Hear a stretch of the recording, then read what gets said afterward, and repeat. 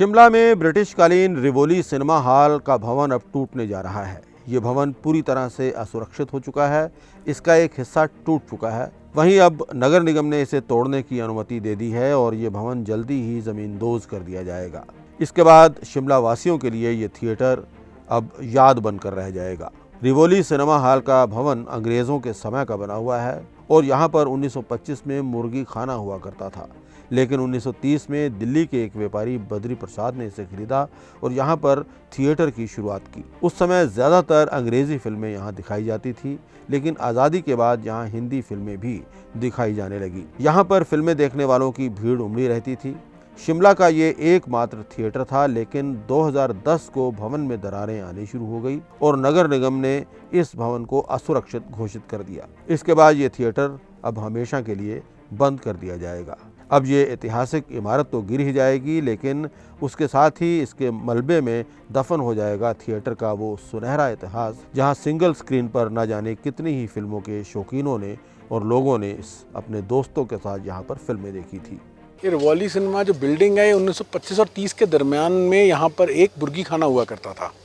1930 के 40 के आसपास दिल्ली के सेठ बद्री प्रसाद ने इसको लीज पे ले लिया था, इस बिल्डिंग को राजा नाहन से, और उसके बाद इसमें सिनेमा हॉल खोल दिया था। तब से सिनेमा हॉल ही चल रहा था और इसके 2010 में इसके बंद होने तक इन्हीं का परिवार इस सिनेमा का संचालन कर रहा था।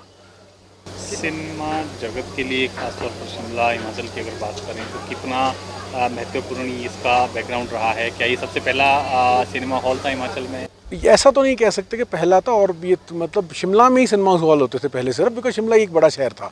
पर ये एक ऐसा सिनेमा था जिसमें दिल्ली, चंडीगढ़ और शिमला में इन सिनेमा में इसमें और रिट्स में अंग्रेज़ी फिल्में, जो अच्छी अच्छी अंग्रेज़ी फिल्में थी हॉलीवुड की, वो भी हाउसफुल जाया करती थी।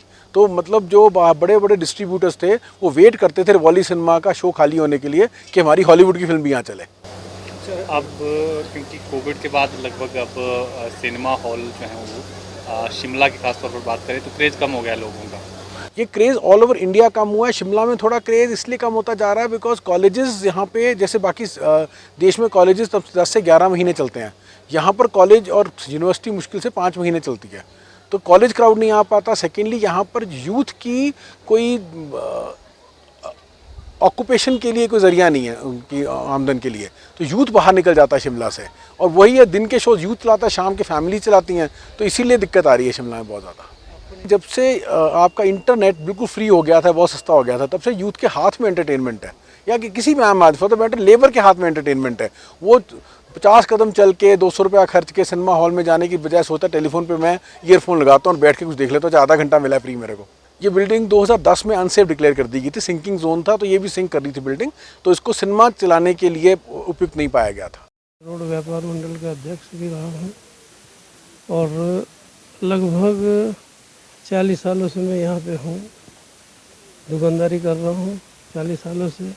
उस टाइम तो यहाँ पे दुकानें वैसे बहुत कम हुआ करती थी सामने, ये मेन दुकानें होती, लेकिन यहाँ दुकानें हैं। यहाँ पे उस टाइम पे रिवोली थिएटर में फिल्में देखने के लिए लाइनें लगती थी, और रात को लगभग कोई 12 बजे 1 बजे के लगभग शो छूटता था, उस टाइम तक भी हम दुकान खोल कर रखते थे, इतना रस होता था यहाँ पे।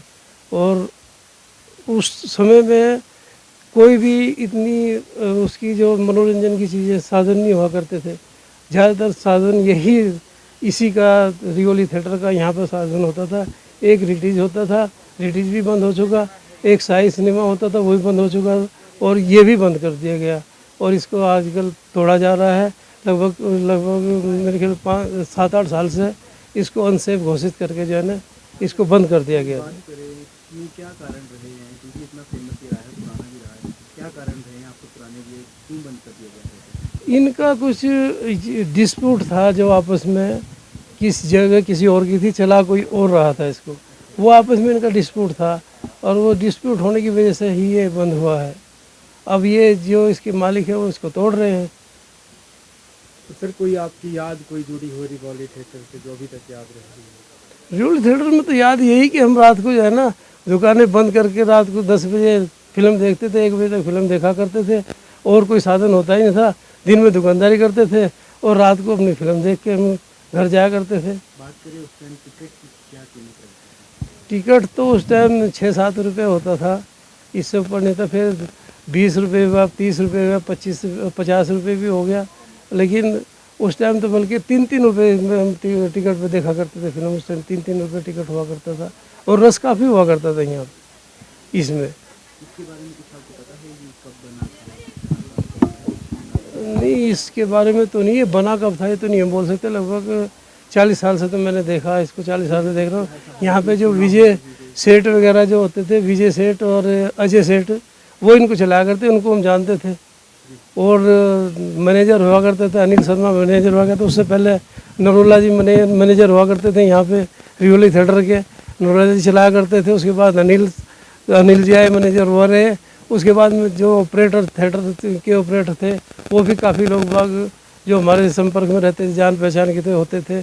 अब तो खैर सभी चले गए यहाँ से, जब थिएटर बंद हो गया अपनी रोजी रोटी के लिए घर चले गए। टूट रहा है तो कैसा लग रहा है? पुरानी यादें भी जैसे नहीं, इसके टूटने से तो बहुत ही ज़्यादा दुख रहा है कि चहल पहल ही सारी ख़त्म है इसके भी टूटने से। और एक इसके साथ में सूरजंजर हुआ करता था, वो भी टूट गया। तो इस रोड की जो है ना, इस साइड की जो है ना, सारी रोड ख़त्म हो चुकी है।